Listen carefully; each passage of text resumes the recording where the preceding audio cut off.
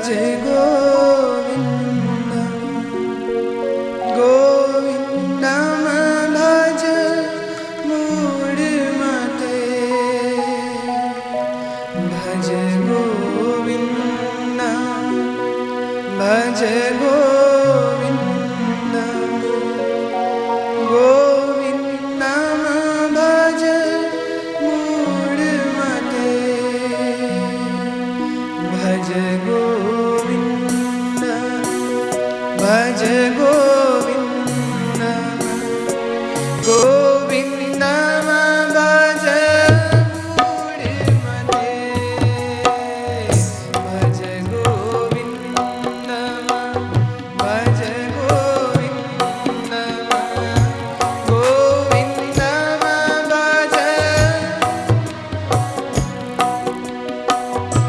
गोविन्दं भज मूढमते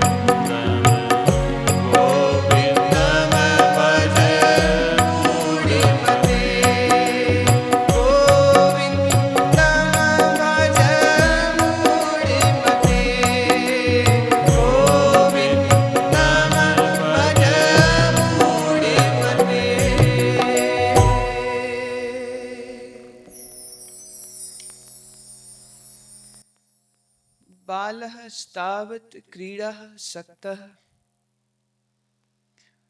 स तरुणस्तावत् तरुणी सक्तः। बालक होता है जब शरीर से, तो इसकी आसक्ति खेल में, क्रीड़ा में, खाने में, सोने में है। बालक की आसक्ति सिर्फ इसी चीज में। तुम अगर ठीक से अपने सदग्रंथों को देखो तो तुम्हें मालूम हो कि फर्क राजनीति से प्रेरित उल्टी खोपड़ी के लोगों ने बनाए हैं। सत्पुरुषों ने, ब्रह्मवेताओं ने एक ही बात कही, बालास्तावत क्रीड़ा सक्तः। और एग्जैक्टली यही बात गुरु ग्रंथ साहब में बाणी कहती है। पहले प्यार लगा थन दूध, वो थोड़ा और पीछे चले गए। सबसे पहला प्यार बालक का मां के स्तन से मिलते दूध से होता, पहला, थोड़ा और पीछे चले गए। पहले प्यार लगा थन दूध, दूजे माई बाप की सिद्ध, तीजे खेडू पन्नी चाव। पहले मां के दूध से, मां से कोई मतलब नहीं। राजघरानों में, अमीर घरों में या रोगी माता हो जाए तो दूध पिलाने वाली दाई रखी जाती। ऐसी स्त्री को as a matron, as a nurse, as a दाई रखते जिसके अपना अभी अभी बच्चा हुआ हो और अभी वो दूध पिलाने की स्थिति में है। तो एक तरह से उस मां से उसके बच्चे के हिस्से का दूध अमीर लोग खरीद लेते हैं कि ये दूध तो हमारा बच्चा पिएगा, तेरे बच्चे को दूध पिलाने के लिए हम पैसा दे देंगे, बकरी का दूध पिला, गाय का पिला, लेकिन मेरे बच्चे को तेरा दूध मिले। ऐसे बच्चे जो किसी दाई के दूध पर पले, हैरानीजनक बात फिर ये दिखने में आई कि जितना स्नेह, जितना अपनत्व, जितना प्यार उसको दाई से होगा, जन्म देने वाली मां से हो ही नहीं सका। 9 मास तक जिसने गर्भ में रखा है वो स्त्री उसके लिए राजमाता या मेम साहब बस वही रह गई। वो उस दाई, उस पालने वाली दाई से दूध पीता है, उसी के साथ खेलता है, वही उसको सुलाती है, वही उसको जगाती है, बच्चे के कान में आवाज उसी की पहुंच रही है। मानव के पहले 6 वर्ष, first 6 years of your life were the most crucial ones। सच तो यह है कि जीवन भर के ज्ञान की आधारशिला इन्हीं 6 सालों में रख दी जाती। जिस बच्चे को ये 6 साल अच्छे न मिले हों, मां से प्रेम, पिता से संस्कार न मिले हों, वो ता जीवन एक अनबैलेंस्ड पर्सनालिटी रह जाता। तुम्हें हैरत होगी जो मैं बात कहने जा रही हूं। इस विषय पर बहुत खोज हुई, कौन पुरुष हैं जो बलात्कार करते हैं। विषय अपने आप में बहुत उलझा हुआ है, लेकिन खोज के परीक्षण ये भी मिले, खास करके यूरोप में, अमेरिका में, ऐसे बलात्कारियों के ऊपर केस स्टडी की गई, मनोवैज्ञानिक ढंग से उनके ऊपर शोध किया गया और एक नहीं कितने ही एक्यूज्ड, सर्विंग रेपिस्ट के ऊपर जब रिसर्च की गई तो बड़े चौंकाने वाले नतीजे सामने आए कि ये सभी वो बच्चे थे जो या तो बिखरे हुए घर से थे, माने पति पत्नी अलग हो गए, साथ नहीं रहते, या साथ रहते थे तो लड़ते झगड़ते थे, या वो फॉस्टर होम्स में, फॉस्टर होम अपने यहाँ अभी उतना शायद आप समझ भी ना पाए, ऑर्फन नहीं है। वो क्या करते हैं कि जैसे सरकार, संस्था बच्चे को, ये माँ बाप के घर में ये बच्चे इसमें रहेंगे, और उन माँ बाप को खर्चा दिया जाता है कि आपके 2 बच्चे हैं, उसमें इस बच्चे को भी पालिए। माने अनाथालय में ढेर सारे 50 बच्चे रख दिए, घंटी मारी उठो, घंटी मारी पढ़ो, घंटी मारी सो जाओ। तो उस तरह की इंस्टीट्यूशनलाइज्ड बच्चे ना हो तो उनको एक भरे पूरे घर में रखा जाता है और एजेंट्स होते हैं जो नज़र रखते हैं कि बच्चे ठीक से पढ़ रहे हैं, लिख रहे हैं, उनकी ग्रोथ कैसी हो रही, उनकी मेंटल डेवलपमेंट कैसी हो रही। अमेरिका को एडवांस मुल्क इसलिए सिर्फ नहीं कहते कि उनका डॉलर महंगा है, इसलिए भी मैं उसको एडवांस्ड कहूंगी कि वहां पर अगर कोई अनाथ है या माँ नहीं है या बाप नहीं है या माँ बाप डाइवोर्सी हो जाए या माँ बाप लड़ते झगड़ते रहते हैं और सरकार के कान में बात पहुंच जाए, वो तुरंत वहां से बच्चों को हटा देते हैं कि तुम माँ बाप होने के लायक नहीं हो, तुम्हारे पास ये बच्चे छोड़े नहीं जा सकते क्योंकि तुम्हारी वजह से ये बच्चों का सारा भविष्य खराब हो सकता है। खोज की गई कौन बलात्कारी बने जो खुद शोषित हुए थे फॉस्टर होम्स में। जिस माँ पिता के पास वो रहे, कहीं कहीं ऐसी घटना घटी कि वो उन बच्चों को बच्चे की तरह नहीं बल्कि एक सेक्सुअल ऑब्जेक्ट की तरह इस्तेमाल, चाइल्ड मोलेस्टेशन के केसेस जो हुए थे, जो खुद विक्टिम हुए थे, बड़े होकर के अपने ऊपर किए गए उस जुर्म का बदला लेने के लिए वो बलात्कारी हुए। पहले 6 साल बहुत बहुत कीमती हैं और ये 6 साल बच्चा घर में अकेला खेल रहा है, दूसरे भाई बहनों के साथ या कजन ब्रदर्स और सिस्टर्स के साथ खेल रहा है, माँ पार्टी में है, किटी में है, सिनेमा में है, यहाँ है, वहाँ है। और अगर इस तरह तुमने अपने बच्चों को छोड़ा है तो याद रहे इन बच्चों के मन में तुमने ऐसे गलत संस्कार दे दिए हैं, बदला लेंगे ये तुमसे ही नहीं पूरे समाज से। मैं तो कई बार ये कहा करती हूं कि हर स्त्री पुरुष को मां पिता बनने की आज्ञा ही नहीं देनी चाहिए। जो अभी खुद बंदा नहीं बन सका उसको बाप होने का कोई अधिकार नहीं। जिसको अभी अपने खाने पीने ओढ़ने फैशन से फुर्सत नहीं है उसको मां होने का अधिकार नहीं होना। उससे पहले पता तो हो मां होना कितनी बड़ी जिम्मेदारी है, उसे मालूम तो हो। मैं इस विषय में एक बात और जोड़ देना चाहती हूं कि शिवाजी का जन्म होने वाला था और इसकी मां को ज्योतिषी ने यह कहा कि अगर इस बच्चे का जन्म इस मुहूर्त में हुआ, अगर इस बच्चे का जन्म इस मुहूर्त, इस घड़ी, इस पहर में होता है तो ये एक बड़ा वीर क्रांतिकारी पुरुष होगा। और अगर इससे थोड़ी देर में होता है या पहले होता है तो बिल्कुल सामान्य राजकुमार होगा, ये आम सा होगा, कुछ खास नहीं होगा। अब जन्म के वक्त को बड़ा मुश्किल है, ना आगे कर सकते हो ना देर कर सकते हो, जब होगा तब होगा, आप क्या करें उसमें। मां के मन में बड़ी चिंता कि मेरा बच्चा जब गर्भ से बाहर आए तो कैसी स्थिति नक्षत्रों की, ग्रह की हो कि वो रश्मियां इस बच्चे के ऊपर पड़े और बच्चे का विकास एक क्रांतिकारी रूप से हो जो देश, समाज, परिवार के लिए गौरव का चिन्ह बने। कहते हैं जैसे ही उसको प्रसव पीड़ा शुरू हुई, अब वो डरी क्योंकि अभी उस समय में वक्त है, पीड़ा पहले शुरू हो गई, रोक उसको सकते नहीं। उस समय ऐसी दवाइयां अवेलेबल नहीं थी शायद, या एक स्थिति के बाद दवाई भी काम नहीं कर सकती कि आप डिले कर सके। Once the water brokes the delivery has to happen. ये मां ने अपने पैर छत की ओर बंधवा दिए, ऐसी स्थिति शरीर को दे दी। अब पैर ऊपर हो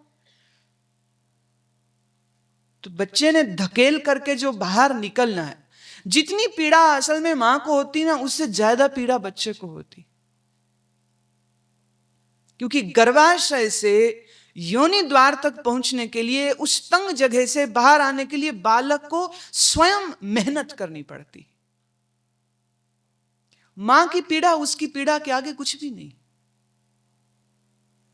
इसीलिए नवजात शिशु बहुत लंबी नींद सोता है क्योंकि वो बहुत बड़ी मेहनत और बहुत बड़े कठिन समय और कठिन प्रक्रिया से गुजरा है। गर्भ पुराण में, गरुड़ पुराण में उस गर्भस्थ शिशु की प्रार्थना कही गई कि वो बालक गर्भ में भी प्रार्थना करता है, प्रभु इस नरक से बाहर निकाला मुझको। और सहजता से जन्म हो सके उस विज्ञान को अगर मां नहीं जानती है तो वो अपने बालक के ऊपर बहुत बड़ा अन्याय कर रही होती। ऐसी स्थितियां, ऐसे भोजन, ऐसे व्यायाम, ऐसे योग के आसन मौजूद हैं जिसके द्वारा गर्भ सहजता से और प्राकृतिक ढंग से हो। Caesarean is unnatural, it's totally unnatural. कहीं कहीं कोई माने स्थिति ऐसी है तो अलग बात है, लेकिन नर्सिंग होम वाले अपना पैसा बनाने के चक्कर में नेचुरल को भी अननेचुरल कर देते, और ये बहुत बड़ा धक्का है बच्चे के ऊपर। गर्भस्थ शिशु उसी मुहूर्त पे जन्म ले तो शिवाजी की मां ने अपने पैर छत की तरफ बंधवा दिए थे।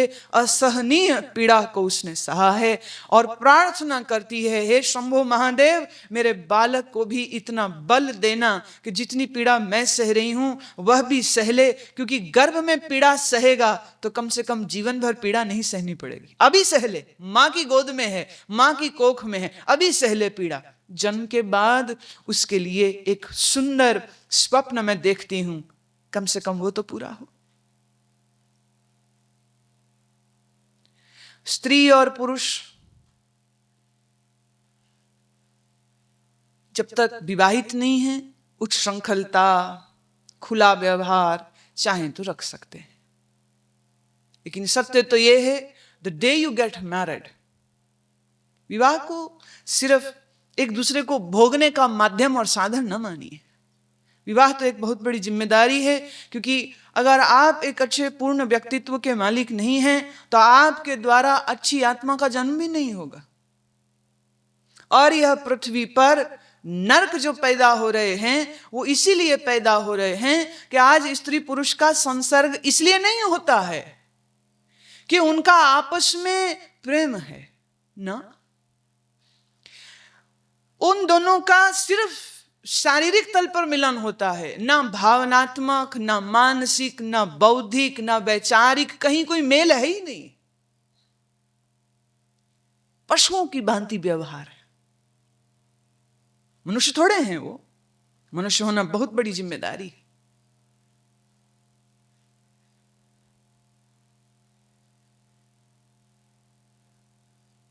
जब तक आप बच्चे हैं आपकी आसक्ति खेलने में, खाने में, पीने में है, बहुत बढ़िया है।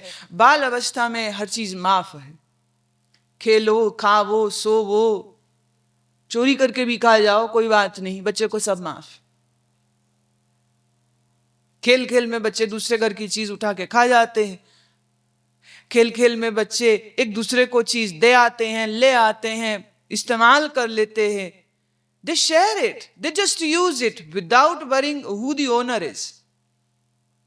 इसलिए पड़ोसी के बगीचे में अमरूद लग जाए, पूरे मोहल्ले के बच्चे अपना अधिकार समझते कि वहां से तोड़े और खा जाए, और उन्हें कोई गिल्ट नहीं, उन्हें बिल्कुल नहीं लगता ये मैंने चोरी की।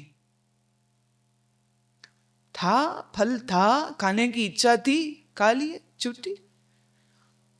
मुझे भाई तुमको तो सबको लगता है भाई हम तो हाँ जी, हमने तो नहीं ये काम की। वो बात अलग है, तुम स्वीकार ना करो या छिपाओ या बताओ नहीं, लेकिन बालपने में बच्चे यही सब करते हैं। आदि भगवान शंकराचार्य कहते हैं बाल अवस्था में खेल से आसक्ति होना, खाने से आसक्ति होना स्वाभाविक है, होगी ही, ठीक है।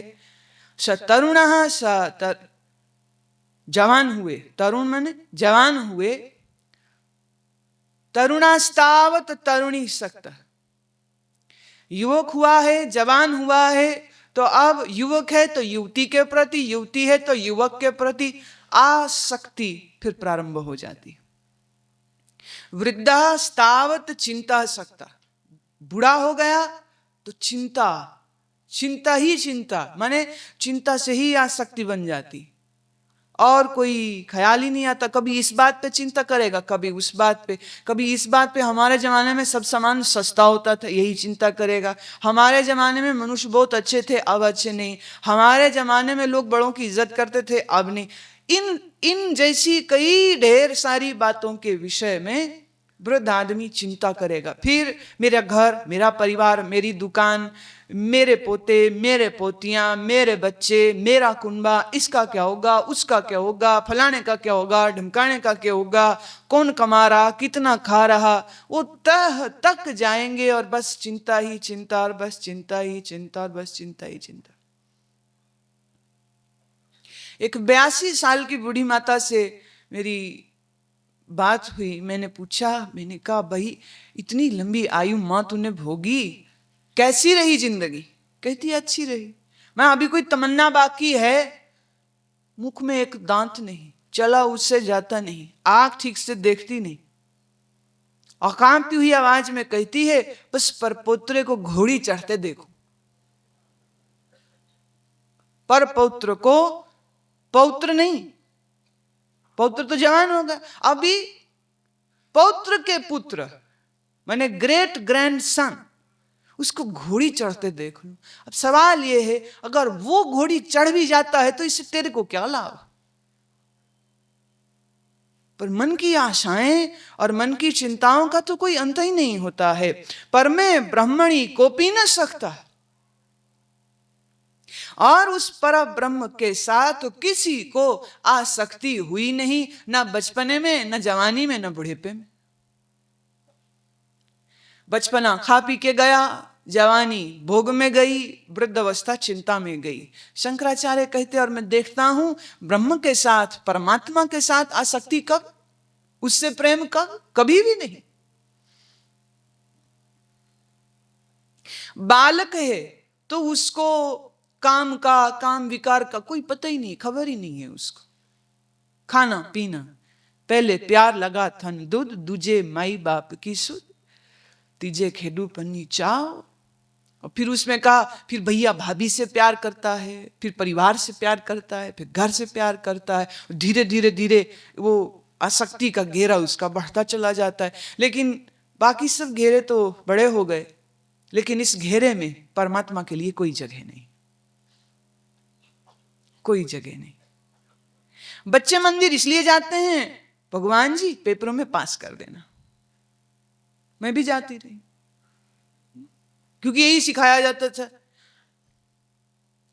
और एक भोलापन होता है, इतनी बुद्धि तो होती नहीं, जो माँ बाप कह देते बच्चे को वही सही लगता है। एक ने कहा मंदिर में जाओ, एक ने कहा गुरुद्वारे में जाओ, यहाँ प्रसाद चढ़ाओ, यहाँ प्रसाद चढ़ाओ, मंदिर में टेकाओ, पास हो जाओगे। सब बच्चे लाइन लगा के, दिसंबर आया लाइन लग गई, मार्च अप्रैल आया लग गई लाइन।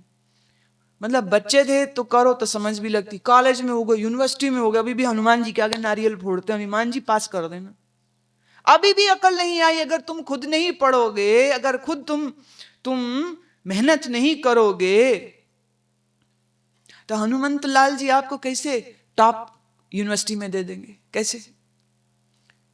भूल ही गई। मैंने शरीर से बड़े हो जाने के बाद भी वो मन में बात बैठी है तो बैठी है। माँ पिता का फर्ज था, वो ये कहते कि बेटा मेहनत करो, और तुम्हारी की गई मेहनत से जो कुछ तुमने पाठ्यक्रम याद किया है, जब तुम पेपर देने जाओ वह सब तुमको भूल ना जाए, इसलिए ईश्वर के आगे प्रार्थना करो कि तुम्हें याद रहे। पर तुम आधी बात कहते हो, मंदिर जाओ, प्रसाद चढ़ाओ, पास हो जाओगे। वो बीच में जो पढ़ने वाला हिस्सा वो गोल कर जाते हो। वही भावना उसकी चलती रहती है। मंदिर में बच्चे जाते ताकि पास हो जाएं, जवान जाते ताकि मर्जी की लड़की या मर्जी का लड़का मिल जाए। एक नौजवान हर सोमवार दूध का गड़वा लेके हाथ में बेलपत्र, फूल, थाली सजा के, भगत बन के पहुंच जाया करे। माँ बाप बड़े खुश। आज के जमाने, MTV के जमाने में बच्चा सोमवार मंदिर जा रहे। 8 सोमवार निकल गए, 9वें सोमवार माँ कहती कि बेटा आज तो मैं भी चलूं साथ। बोलते ना ना मैं नहीं चले, मैं अकेला ही जाऊंगा। नहीं माँ, मैं चलती हूँ। नहीं ना मैं अकेले, मैं पैदल जाऊंगा। तुम कहोगी मैं स्कूटर में नहीं, मैं पैदल जाता हूं। पैदल तुम कैसे चलोगी? माँ कहती है चलो कोई नहीं तू जा। बेटा निकल गया, माँ को लगा चलो रिक्शे में बैठ के चली जाती हूँ, वापसी इकट्ठे आ जाएंगे, पैदल जाता है वापसी तो किसी सवारी में ही आता है। माँ ने रिक्शा किया, मंदिर की ओर चले। बीच रास्ते में क्या देखती है, सुपुत्र देवता हाथ में थाली लिए चले चले जा रहे हैं और साथ में एक कुमारी भी लिए लिए चले जा रहे हैं। लड़की मंदिर जाती थी, पसंद आ गई और उसके पीछे पीछे भगत हो गया, मंदिर भी जाता है इंप्रेस करने के लिए, फिर दोस्ती भी हो गई। 16 सोमवार होते होते मंगनी तक बात पहुंच गई। किस लिए जाते हैं मंदिर? मनपसंद वर मिल जाए, मनपसंद वधू मिल जाए। और बुढ़े क्यों जाते हैं मंदिर?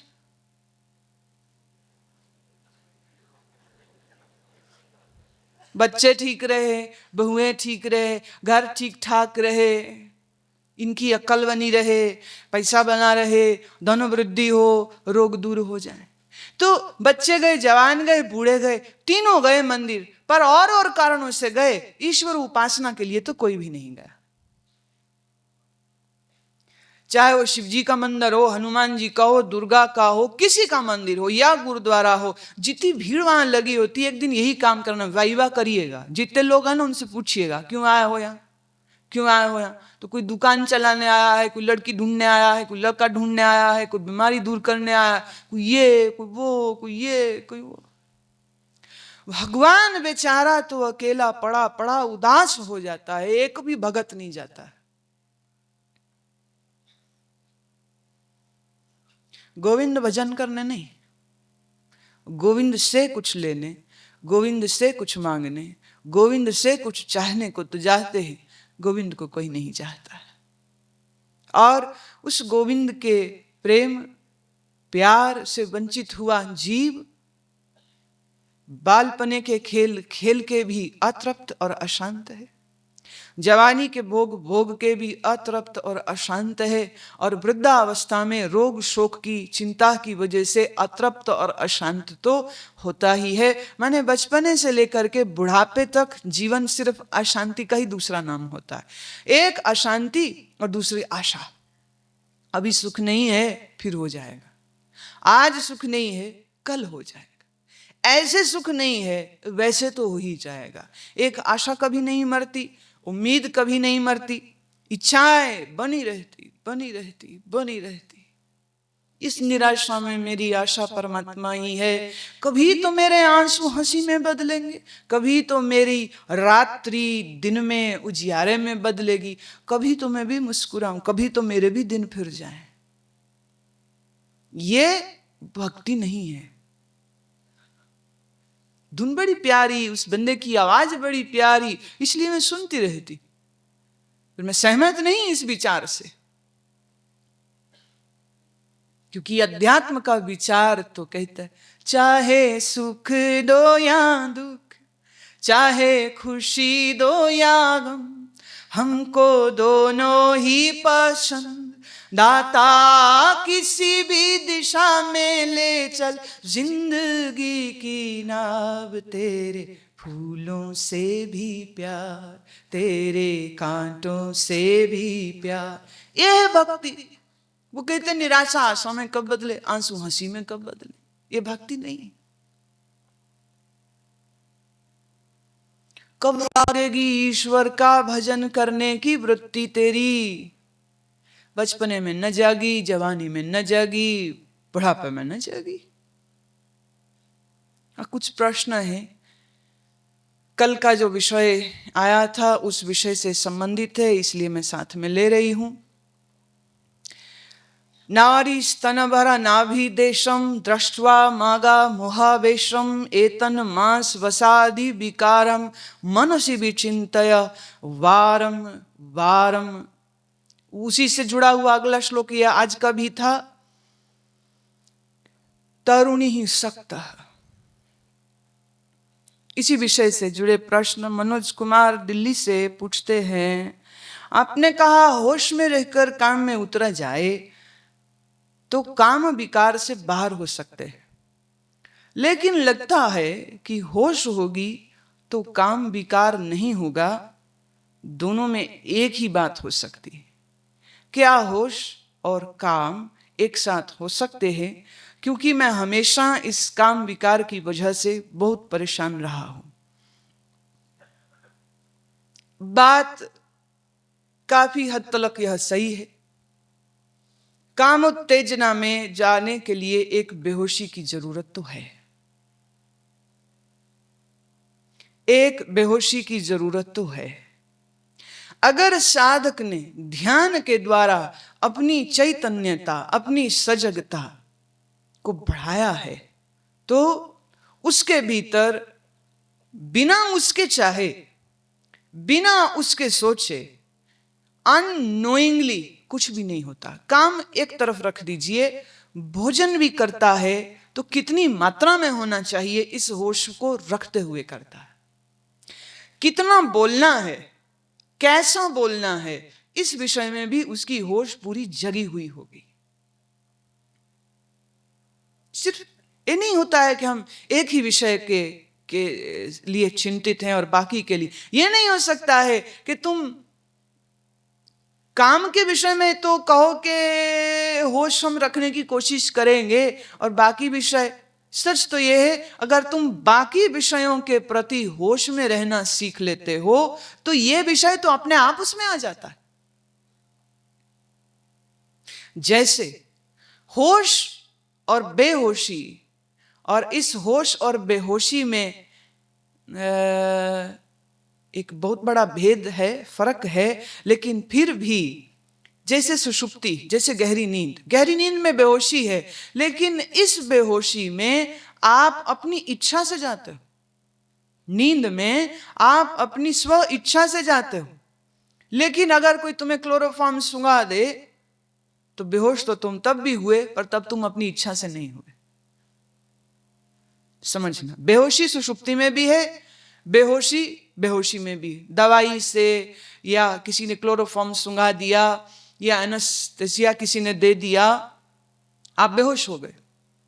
अब उस बेहोशी में चिंता है, फिक्र हो, लेकिन जब तुम नींद में जाते हो, बड़े मजे से बिस्तर लगाते हो, नाइट सूट पहनते हो, खुले कपड़े पहनते हो, तकिया लगाते हो, लाइट बंद करते हो, मजे से लेटते हो, चादर खींचते हो, ये सब कर रहे हो किस लिए? ताकि नींद में जा सको। तो नींद में अपनी इच्छा से जा रहे हो। और कब तक सोओगे? जब तक आवश्यकता है। अगर तुम होश साधते हो तो तुम आवश्यकता से अधिक सो भी नहीं पाओगे। नींद पर भी नियंत्रण हो जाता है। हर शरीर को उसके व्यवहार और उसके एफर्ट्स के मुताबिक नींद के घंटों की जरूरत होती। किसी को 6, किसी को 8, किसी को 7, किसी को शायद 5। लेकिन जो बेहोश आदमी है उसका नींद पर भी कोई हिसाब नहीं। सोए तो बस सोए है, गधे की तरह लेटे हैं, 12 बजे अभी भी सो रहे। खा रहे हैं तो बस खाए चले जा रहे। घर वाले समझाते शुगर है मत खा, वो कोई नहीं, दवाई खा लांगा बाज। शुगर है मत खा, मैंने इंसुलिन लगा ली ना, फिक्र नहीं, कोई बात नहीं। ये बेहोशी के लक्षण। होश में रहने वाले के जीवन में हर कर्म, हर क्रिया में उसकी अपनी सोच होती है, अपना संकल्प होता है। जितना जरूरी है वो उतना, और जितना गैर जरूरी है उसके जीवन से ऐसे ही अलग हो जाता है, अलग हो जाता है। सुषुप्ति में, गहरी नींद में आप अपनी मर्जी से जाते हो, लेकिन अगर कोई तुमको बेहोश कर दे तो वो तुम अपनी मर्जी से नहीं हुए। इसी तरह से होश में रहने वाला साधक अगर काम व्यवहार करेगा तो भी होश से करेगा, बेहोशी से नहीं। लेकिन ये जो मैं बात कह रही हूं, इस बात को समझने के लिए कई सारे तत्वों को पहले ध्यान में रखने की जरूरत है।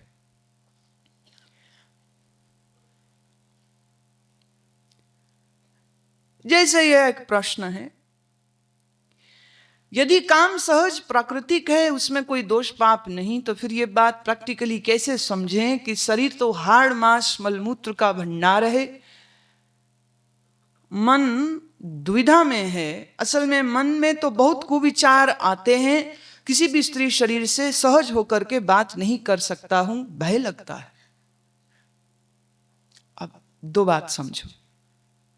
पहले प्रश्न को मैं इसके साथ ही जो जोड़ रही हूं, मैं ये बात मैं कह रही हूं कि शरीर हाड़ मांस मलमूत्र का थैला है। ये बात शंकराचार्य कह रहे हैं, शरीर हाड़ मांस मलमूत्र का थैला है। ये बात रविदास कह रहे हैं, जल की भीत पवन का तंबा रक्त बूंद का गारा। ये वो कह रहे हैं। ये अभी तुम्हारी समझ में नहीं आया, तुमने सिर्फ सुना है। तुमने सिर्फ सुना है। किसने कह दिया कि मात्र सुनने से ही आपको उस बात का निश्चय भी हो गया? सुनना पहला कदम था, उसके बाद मनन था, उसके बाद चिंतन था, उसके बाद निश्चय होता है। निश्चय एकदम से थोड़ी हो जाता है। खाली कान से बात को सुन लेना सुनना नहीं होता है। सुनना पूरा तब होता है जब सुनी हुई बात की आपको समझ भी लग गई। याद है ना, मैंने एक बार एक कहानी सुनाई थी कि सब तोते मिलकर के एक कविता याद कर लेते हैं कि अगर कोई जाल बिछाएगा, दाना डालेगा, हम उसको खाएंगे नहीं और फंसेंगे नहीं। तो ये सबको समझा दिया, चेतावनी, भाई सभी याद कर लो कि जब जाली आए, दाना डाले, तुमने नहीं खाना, दाना खाओगे तो फंसोगे। और तोते पकड़ने वाला आदमी जब जंगल में गया, क्या देखता, अलग अलग पेड़ों की डाल पर बैठे हुए तोते सब एक स्वर में पाठ पढ़ रहे हैं गीता का। जाली आएगा, जाल बिछाएगा, दाना पाएगा, मत चुगियो इति। जाली आएगा, जाल बिछाएगा, दाना पाएगा, मत चुगियो। सोचता है भाई तो बड़े सियाने हो गए, अब मैं पकड़ूं कैसे? फिर लगा शायद कोई एक आध फिसड्डी निकल आवे। जाल डाला, दाना डाला, पर वो हैरान रह गया देख के कि सब तोते आते जा रहे हैं, दाने खाते जा रहे हैं, फंसते जा रहे हैं और सस्वर गीत भी गाते जा रहे हैं। जाली आएगा, जाल बिछाएगा, दाना पाएगा, और फंस भी रहे। ये बात मैंने कही, देह मलमूत्र का हाड़ मांस का थैला है। ये बात शंकराचार्य ने कही, ये बात वाणी ने कही, ये बात संत ने कही, और तुमने उसको गीत की तरह रटना शुरू कर दिया। पर सवाल यह है कि तुम तोते हो, क्या आदमी बन के समझे भी हो इस बात को? अगर आदमी बन के समझ गए होते तो ये प्रश्न नहीं उठता। सिर्फ बात सुनी है, क्या कहते हैं, हजम नहीं हुई। वो हाजमुला का विज्ञापन में देख रही थी, बंदा कह रहा है, मैं तो करोड़पति हूं, मेरी तो मर्सिडीज है, मेरे पीछे हजारों लड़कियां मरती है। और दोस्त कहता है, ये बात हजम नहीं हुई। तो कहता, ले हाजमुला खा। फिर हजम नहीं हुई, गप कैसे हजम हो? ऐसे ही मैंने बात कह दी, तुमने सुन ली, तुमको भी अभी हजम नहीं हुई। इस विषय में मैं एक कहानी कहना चाहती हूं कि एक सूफी फकीर चला जा रहा था, नजर पड़ी छत पे एक बहुत सुंदर स्त्री अपने बाल सुखा रही थी। अब ये भी एक आया है, किसी देवता ने यह भी प्रश्न पूछा है कि सुंदर स्त्री देखेंगे तो कुछ तो प्रतिक्रिया होगी, बिल्कुल होगी।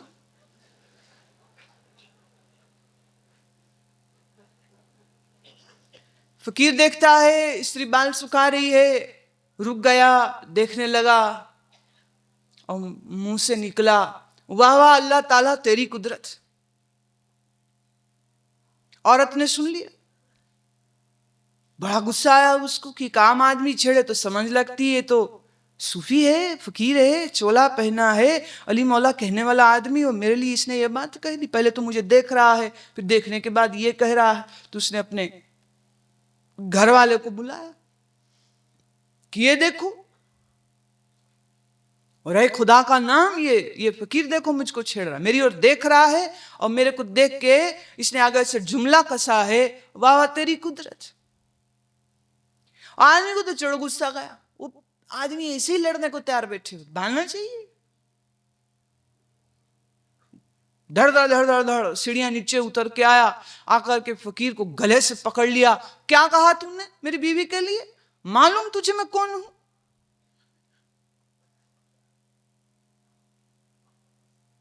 फकीर कहता, या मौला ये भी तेरा ही रूप है?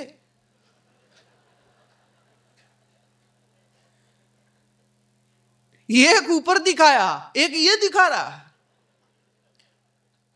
ये भी तेरा ही रूप है? अब ये बात उसको तो समझ नहीं आई। उसने जूता निकाला और साधु को पीटना शुरू कर दिया। और फकीर को जूता पीट रहा हो, लोग इकट्ठे हो गए। क्या हुआ, क्या हुआ? अरे साधु को मार रहा है तू। कहे, काहे का साधु? पहले मेरी बीवी को छेड़ता है, मैं आता हूं पूछने के लिए तो उल्टे मेरे को कहता है। ये भी तेरी सूरत? एक बात हुई।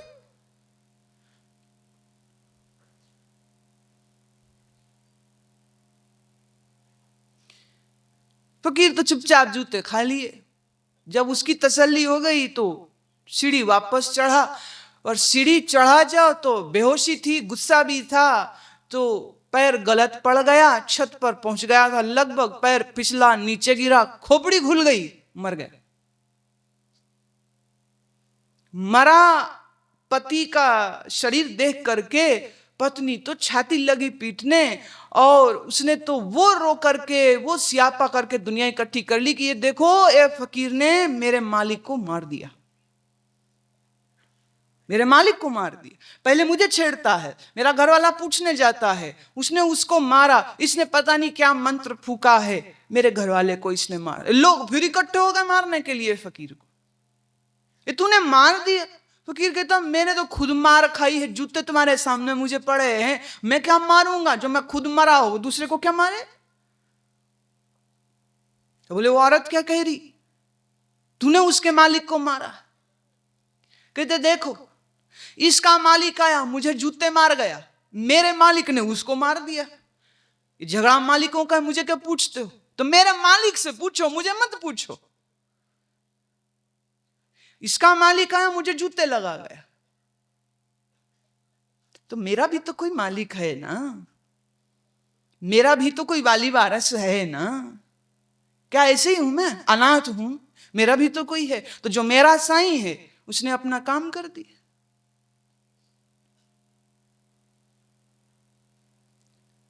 इस तरह की बहुत सी घटनाएं अलग अलग संतों के जीवन में घटी हैं कि सुंदर स्त्री को देख करके उन्होंने यह कही कि सुंदर। अब सुंदर को सुंदर नहीं कहेंगे तो और क्या कहेंगे?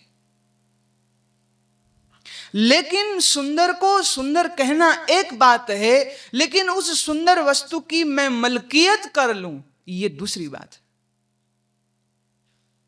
आपको बिल्कुल अधिकार।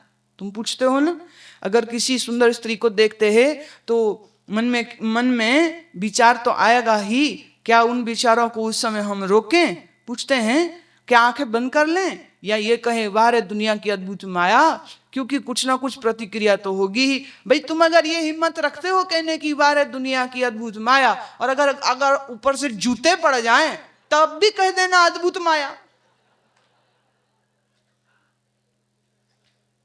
मैंने फकीर की घटना इसीलिए सुनाई, जब वो कहता अद्भुत माया, और अगर जूता उसको पड़ता है तो वो मजे से जूता खा रहा है, क्योंकि वो जानता है उसने जिस जगह में स्थिति में रह करके यह बात कही है, वह स्थिति जिस्म को देखने की नहीं थी, उस जिस्म में मौजूद रूह को देख करके कह रहा है।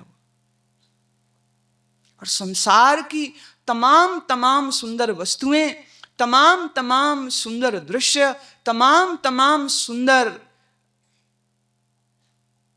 चाहे स्त्री हो चाहे पुरुष हो, ये अद्भुत ईश्वर की ही माया तो है ही। तो अद्भुत माया है ये कहने में क्या दोष? कोई दोष नहीं है। तुम कहते हो प्रतिक्रिया होगी, मैं कहती हूं निश्चित होगी, होनी भी चाहिए। तुम जड़ थोड़े हो, लेकिन तुम्हारी प्रतिक्रिया उस सुंदरता को अद्भुत कहने में तो हो सकती है, लेकिन हर सुंदर और हर अद्भुत स्त्री तुम्हारी भोग्य वस्तु बन जाए, ऐसी चेष्टा अगर या इस ओर तुम्हारा रुझान बढ़ गया तो ये फिर तृष्णा हो गई, ये अद्भुत माया नहीं हो गई। यहां तुम एक भोगी होना चाह रहे हो, यहां तुम एक संत नहीं रह गए। फिर फर्क समझ रहे हो जो मैं कह रही?